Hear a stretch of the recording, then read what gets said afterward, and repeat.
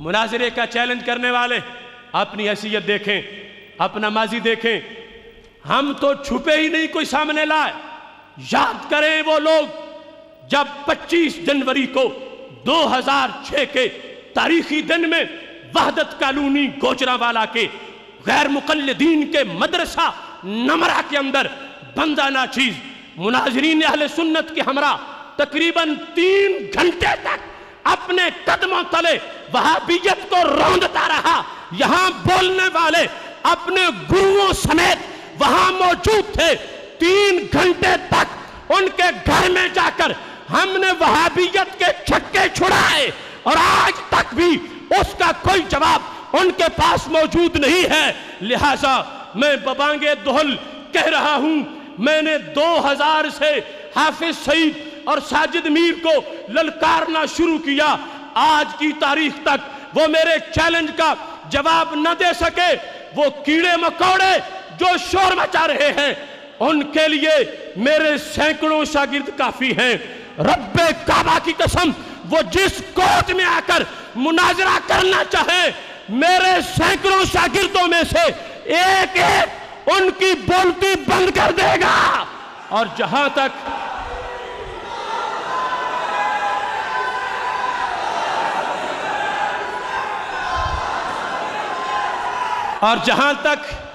میری ضرب کا تعلق ہے، میں نے اس دن سے جب مدرسہ نمرہ میں عبدالرشید جلن لیٹرین میں چھپ گیا تھا، جب اپنے دارالعلوم کے اندر انہوں نے بجلی بند کر دی تھی، جب نے واضح طور پر میرے سامنے ہاتھ جوڑ کر انہوں نے کہا تھا ایک مرتبہ ہمارے مناظرین کو چھوڑ دو، میں سمجھ گیا اب ان کیڑے مکوڑوں سے بات کرنا فضول ہے. اس واسطے میں نے اس سے پہلے بھی ان کو کہا 11 نومبر 2005 سے لے کر 25 جنوری 2006 تک مسلسل تعاقب کے بعد وہ اپنے گھر میں پکڑے گئے. مگر سی ڈی دیکھ لو، وہ عبدالرشید جلن ہو، طالب الرحمن ہو اور یہاں بیٹھ کے بولنے والے کیڑے مکوڑے جو یہاں آئے تھے وہ ہو، ہم ان کے گھر میں رہے. اور موضوع تھا وہابی طائفہ ایک گمراہ طائفہ ہے. اپنے مسلک کی دلیل کیوں نہ بتا سکے، اپنا حق کیوں نہ واضح کر رہے پڑھ سکے. میں آج پھر کہہ رہا ہوں، جگہ میں معین کر رہا ہوں، ٹائم تاریخ ان پہ چھوڑ رہا ہوں. مینار پاکستان پر حافظ سعید یا ساجد میر کو لے آؤ، اشرف آصف جلالی سر کے بل چل کے پہنچے گا.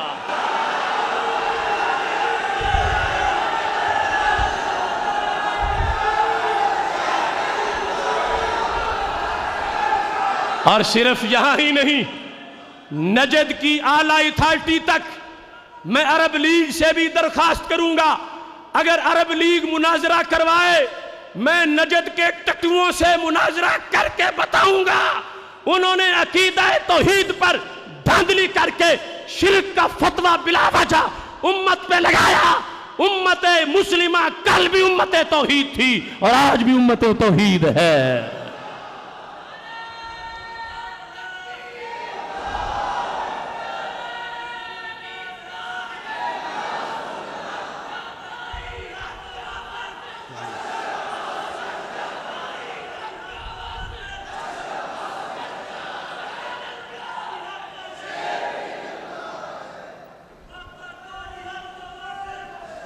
یہاں تک اگلی بات کہ ہم جیتے تو ہمیں کیا ملے گا، اور خدا نخواستہ وہ جھوٹے ہو کے جیت جائیں تو پھر ان کو کیا ملے گا. ہم جیت گئے، ہمیں ان کے ریالوں کی ضرورت نہیں. ماہ مدینہ اپنی تجلی عطا کرے، یہ ڈھلتی چاندنی تو پہر دوپہر کی ہے. ہم جیت گئے تو ہم ان سے تقاضا کریں گے کہ ضد چھوڑ کے تم بھی جنتی بن جاؤ. اگر وہ جیتے خدا نخواستہ تو ہم داتا صاحب رحمت اللہ علیہ دربار میں جوتوں کی حفاظت کا ٹھیکہ ان کو دے دیں گے.